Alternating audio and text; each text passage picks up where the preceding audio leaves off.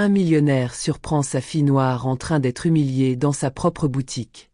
Aïssata Diakité n'était pas simplement une jeune femme de 27 ans, elle incarnait l'héritage d'un combat générationnel, une force tranquille marquée par la persévérance, la sagesse et la dignité. Bien que sa beauté soit indéniable, c'était sa manière d'être, sa capacité à briller par son intelligence et son charisme naturel qui impressionnaient le plus ceux qui la rencontraient. Fille de l'un des hommes d'affaires les plus influents du pays, elle ne vivait pas dans l'ombre de son père, mais s'était imposée dans des domaines où les femmes noires, et surtout les jeunes femmes, étaient encore marginalisées. Elle était la preuve vivante qu'on pouvait défier les attentes sociales et redéfinir les règles du jeu. Depuis son plus jeune âge, Aïssata avait été témoin des sacrifices et des victoires de son père, un homme dont les mains avaient forgé un empire à la sueur de son front, face à un monde qui souvent lui fermait des portes en raison de la couleur de sa peau. Son père, un homme d'une rigueur inébranlable, lui avait appris que la dignité et l'humanité étaient les plus grands atouts d'une personne, et que l'excellence ne se mesurait pas par le nombre de biens que l'on possédait, mais par la qualité des actions que l'on entreprenait. Aujourd'hui, Aïssata se trouvait dans l'une de ses propres boutiques de luxe, un lieu qu'elle avait bâti de ses mains, un espace de raffinement où chaque objet avait été sélectionné avec une exigence méticuleuse. La boutique, située dans l'un des quartiers les plus huppés de la ville, respirait le luxe discret. Le mobilier en bois sombre, sculpté avec soin, contrastait harmonieusement avec les étagères impeccablement alignées. Les pièces de haute joaillerie, semblables à des trésors inaccessibles, scintillaient sous l'éclairage tamisé, chacune d'elles renfermant une histoire de maîtrise et de perfection. Le sol en marbre poli reflétait l'élégance de l'endroit, créant une atmosphère à la fois intime et somptueuse. Aïssata traversa cet espace avec une sérénité qui lui était propre, un calme qui démentait la force intérieure qu'elle avait su cultiver au fil des années. Elle n'était pas ici par hasard. Aujourd'hui, elle n'était pas seulement la propriétaire d'une entreprise florissante. Elle était avant tout une fille qui venait rendre hommage à son père. Celui qui, contre vent et marée, l'avait élevée dans un monde qui tentait souvent de lui dire qu'elle n'était pas à sa place. Ce geste, celui de trouver le cadeau parfait, était symbolique. Un moyen de lui rappeler, à lui comme à elle-même, que tout ce qu'elle avait accompli n'était pas une simple question de chance, mais le fruit d'un travail acharné, d'une volonté de faire et d'une intégrité sans faille. Elle s'approcha d'une vitrine particulièrement délicate, là où étaient exposées les montres de collection qu'elle chérissait. Chaque modèle représentait plus qu'un simple objet, c'était une œuvre d'art, un témoignage du génie humain. Mais plus que tout, une montre Patek Philippe était un symbole de perfection. Elle en rêvait depuis des années, mais ce n'était pas un simple achat. Ce serait un cadeau pour son père, une manière de lui dire qu'il était, pour elle, l'incarnation de l'excellence qu'il lui avait enseignée. Alors qu'elle s'apprêtait à demander l'assistance de l'une des employées, elle sentit immédiatement la tension dans l'air. La boutique, habituellement un havre de calme, semblait aujourd'hui étouffée par une atmosphère pesante. Une vendeuse, une femme blonde d'une trentaine d'années, qui paraissait presque trop bien coiffée pour ce genre d'environnement, la dévisagea brièvement. Son sourire était poli, mais teinté d'une distanciation glaciale, comme si Aïssata n'était qu'une cliente parmi tant d'autres, sans histoire ni valeur particulière. « Puis-je vous aider ?» demanda la vendeuse, mais son ton trahissait une sous-estimation palpable, comme si son regard se posait déjà sur le style simple mais élégant d'Aïssata, et qu'il n'y voyait rien d'exceptionnel. Aïssata n'était pas du genre à se laisser déstabiliser par ce genre de comportement.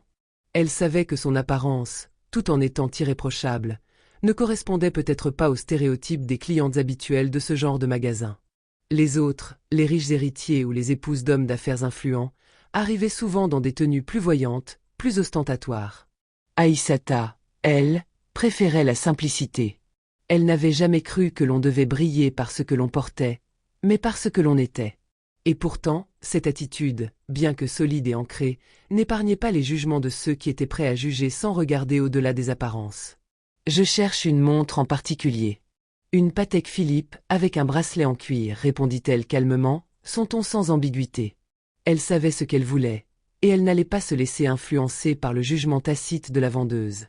La vendeuse la scruta un instant, ses yeux descendant lentement de la tête aux pieds d'Aïssata, semblant déceler une sorte d'indignité dans son apparence, dans sa manière d'être. Son regard s'attarda une fraction de seconde trop longtemps sur les vêtements d'Aïssata, comme si la simplicité de sa tenue ne convenait pas à l'endroit. « Nous avons plusieurs modèles, mais je doute que ce genre de pièce soit dans votre budget, répondit la vendeuse d'un ton légèrement condescendant, avec cette familiarité douloureuse qui trahissait la facilité avec laquelle elle décidait de la valeur des gens en fonction de ce qu'ils portaient. Aïssata serra discrètement les dents.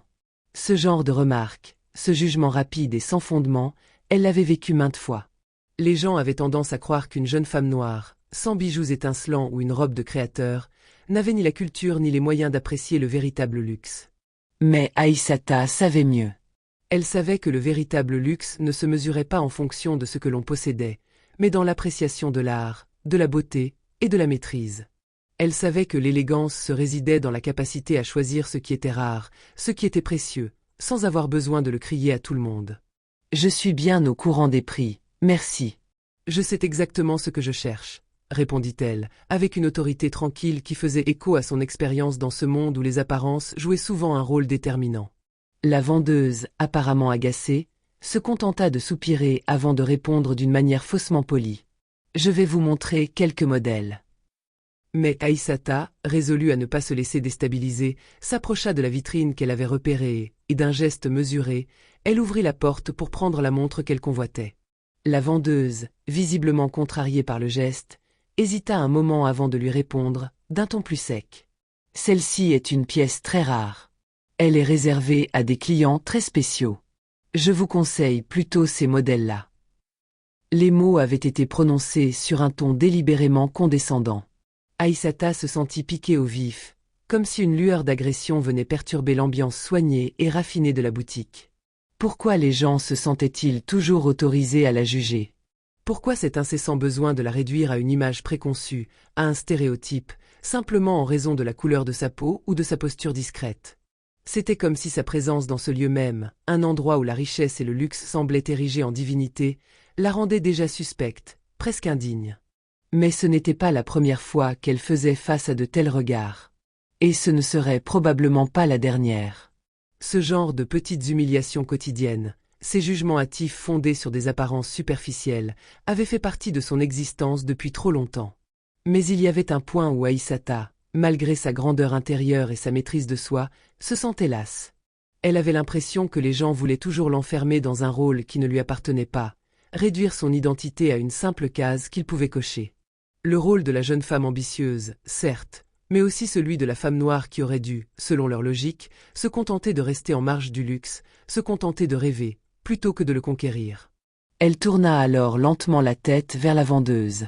Cette fois, son regard n'était plus celui d'une cliente en quête d'une simple transaction. Il était empreint d'une fermeté tranquille mais implacable, un éclat de dignité qui surgissait lorsque la ligne de la patience était franchie. Son corps se redressa légèrement, et dans un geste lent mais assuré, elle croisa les bras, défiant la vendeuse de persister dans son attitude condescendante. « Je vous ai demandé la montre Patek Philippe. Je suis sûre que vous savez de laquelle je parle. Si vous ne la trouvez pas, je vous serai reconnaissante de m'appeler quelqu'un d'autre. » La tension monta instantanément. L'échange, qui avait commencé sous des airs de politesse superficielle, était désormais devenu une confrontation. Autour d'eux, les autres clients semblaient hésiter, percevant le changement dans l'atmosphère. Certains, mal à l'aise, détournaient les yeux, comme s'ils ne voulaient pas s'impliquer dans ce qui devenait clairement un moment d'inconfort visible. D'autres, plus audacieux, jetèrent des regards furtifs vers Aïssata, intrigués par la confrontation mais incertains de leur place dans ce jeu de pouvoir silencieux. La vendeuse, visiblement contrariée par l'insistance d'Aïssata, hésita un instant. Puis, dans un geste précipité, elle se tourna vers une collègue, murmurant quelque chose à voix basse avant de jeter un coup d'œil à un autre client, comme si le sort de cette vente n'avait plus la moindre importance. Mais Aïssata n'était pas du genre à se laisser réduire au silence. Elle se déplaça alors avec une fluidité élégante vers la vitrine verrouillée, son regard ne quittant pas la vendeuse, son attitude inflexible. D'un geste assuré, elle ouvrit la vitrine elle-même, l'ouvrant avec une facilité qui trahissait sa parfaite connaissance de l'endroit et des procédures. Elle saisit la montre avec précaution, la posa sur le comptoir, et la regarda de nouveau dans les yeux, un éclat de défi dans les siens. « Je pense que vous serez capable de faire la vente. » Le silence qui suivit cette déclaration était lourd. La vendeuse, dont le visage se décomposait lentement sous le poids de l'humiliation, évita le regard d'Aïssata. Elle ne disait rien, mais son visage trahissait la confusion et l'agacement. Elle était submergée par cette situation à laquelle elle ne s'attendait pas.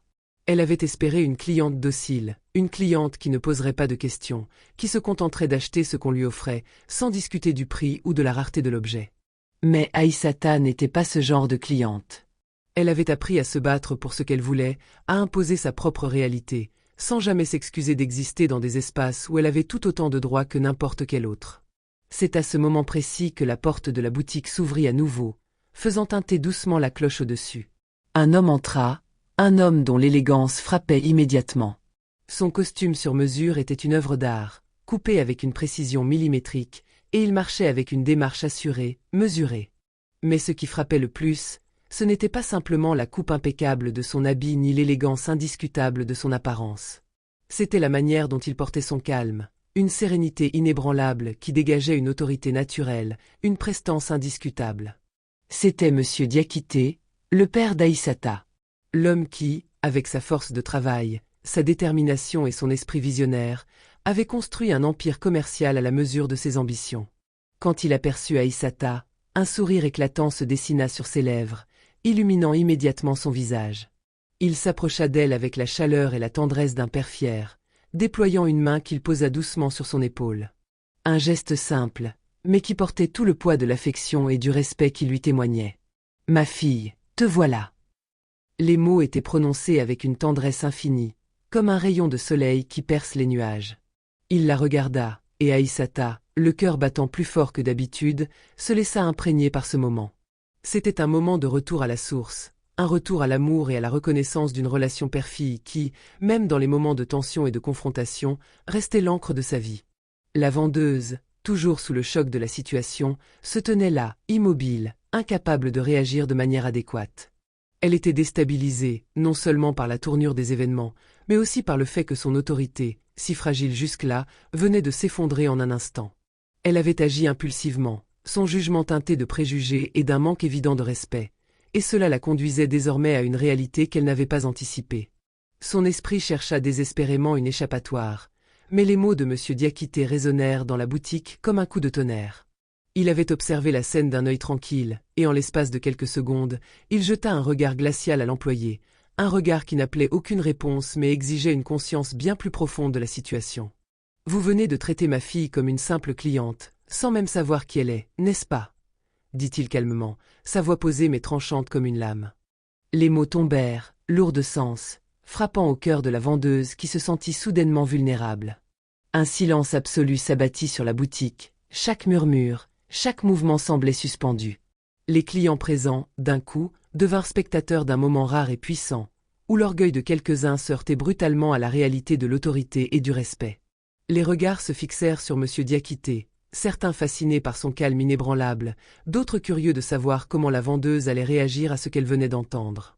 La vendeuse balbutia, une nervosité palpable dans sa voix, son esprit pris au piège du malaise. « Mais, monsieur, je ne savais pas. » Elle tenta une explication, mais ses paroles se perdirent dans l'air, comme si elles étaient trop faibles pour effleurer la gravité de la situation. Monsieur Diakité l'interrompit d'une manière glaciale, sa voix ne laissant place à aucune défense, aucun échappatoire. « Ma fille, Aïssata Diakité, est non seulement une cliente, mais aussi la copropriétaire de cette boutique. Elle en détient une part importante des actions. Vous venez d'humilier une des personnes les plus importantes de cette enseigne. Une erreur fatale. » Les mots, choisis avec soin et prononcés avec une précision clinique, transpercèrent l'air comme des épées acérées. La vendeuse pâlit instantanément, son visage se décomposant sous le poids de la révélation. Elle n'avait pas simplement traité Aïssata avec mépris, elle venait de commettre une faute qui allait au-delà de sa simple relation professionnelle. La boutique elle-même était en jeu, sa réputation, son avenir, et tout cela avait été mis en péril par un jugement hâtif et des préjugés ancrés. Un frisson parcourut son échine alors qu'elle tentait maladroitement de se justifier, cherchant des mots qui, elle le savait, ne suffiraient pas à réparer ce qu'elle venait de briser. Mais M. Diakité, impassible, la regarda longuement d'un air profondément désapprobateur. Il ne montrait aucune pitié. Il n'était pas là pour la sauver de sa propre défaite. Il était là pour imposer un respect fondamental. Je vous conseille de présenter vos excuses, et de comprendre qu'il existe des codes qui ne s'apprennent pas dans les livres, mais dans la vie. Le ton était ferme, mais il y avait quelque chose dans la manière dont il parlait qui transcendait la simple réprimande. Ce n'était pas un homme qui cherchait à écraser son interlocuteur, mais un homme qui voulait faire comprendre que certaines erreurs, Certaines humiliations ne se réparent pas simplement par des excuses. Elles exigent un changement de perspective, une remise en question fondamentale des valeurs personnelles. Le silence qui suivit ces paroles était lourd de signification, et la vendeuse, tremblante, se résigna enfin à formuler des excuses, ses mots hésitants et maladroits. Mais dans ses yeux, Aïssata put lire la vérité. Ses excuses n'étaient pas sincères. Elles étaient une tentative de sauver ce qui pouvait encore l'être. Aïssata, dont la dignité n'avait jamais vacillé pendant cette confrontation, prit une grande inspiration. Le regard de son père sur elle, empli de respect et de soutien, lui donna la force nécessaire pour s'exprimer avec une clarté et une fermeté inébranlables. Elle se tourna lentement vers la vendeuse, les yeux brillants d'une détermination calme mais profonde. L'humilité ne vient pas avec l'argent ou le pouvoir. Elle vient du cœur. Et cela, il est clair que vous ne l'avez pas. Les mots étaient simples, mais leur impact était profond. Ils résonnaient dans l'espace, comme un écho d'une sagesse ancienne.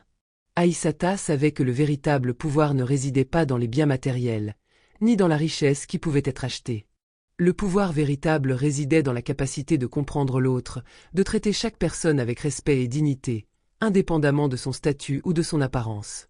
Monsieur Diakité posa alors une main ferme sur l'épaule de sa fille, un geste doux mais plein de poids, comme pour lui rappeler l'importance de cette leçon, mais aussi de l'amour paternel qui les unissait. « Allons, Aïssata, c'est toi qui enseignes maintenant. » Que ce soit ici ou ailleurs, l'élégance ne réside pas seulement dans ce que l'on porte, mais dans la manière dont on traite les autres.